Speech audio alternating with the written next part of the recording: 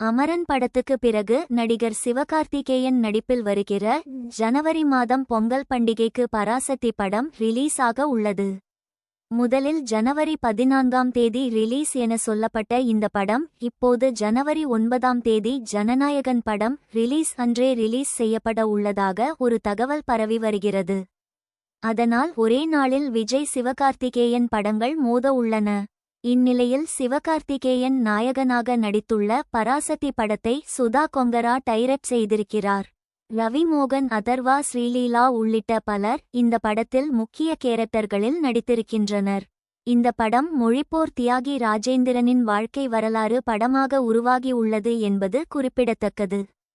தமிழ் சினிமாவை பொறுத்தவரை பராசக்தி என்றாலே நினைவுக்கு வருவது நடிகர் திலகம், சிவாஜி கணேசன்தான்.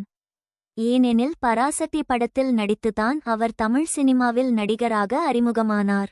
அந்த படத்தில் கோர்ட்டில் அவர் பேசும் கோவில் பூசாரியை அடித்தேன் என்கிற அனல் பறக்கும் வசனம் இப்போதும் டிரெண்டிங்கில் இருந்து வருகிறது. பராசக்தி படத்துக்கு வசனங்களை எழுதியவர் முன்னாள் முதல்வர் கருணாநிதி என்பது குறிப்பிடத்தக்கது. பராசக்தி படத்தின் மாபெரும் வெற்றிக்கு பிறகுதான் தொடர்ந்து பல படங்களில் சிவாஜி கணேசன் நடித்தார். செவாலியே, தாதா சாஹிப் பால்கே போன்ற நாட்டின் மிக உயர்ந்த விருதுகளை சிறந்த நடிகர் என்ற முறையில் அவர் பெற்றார் என்பதும் குறிப்பிடத்தக்கது. அதனால் பராசக்தி என்ற டைட்டிலில் உருவான இந்த படத்தில் நடிகர் சிவகார்த்திகேயன் நடித்துள்ள நிலையில் இந்த படத்தின் இசை வெளியீட்டு விழா விரைவில் நடைபெற உள்ளது. சென்னை நேரு இண்டோர் ஸ்டேடியத்தில் அனுமதி கிடைக்காத நிலையில் திருச்சி அல்லது மதுரையில் பராசக்தி பட இசை வெளியீட்டு விழாவை மிக பிரமாண்டமாக நடத்த படக்குழு திட்டமிட்டு வருகிறது.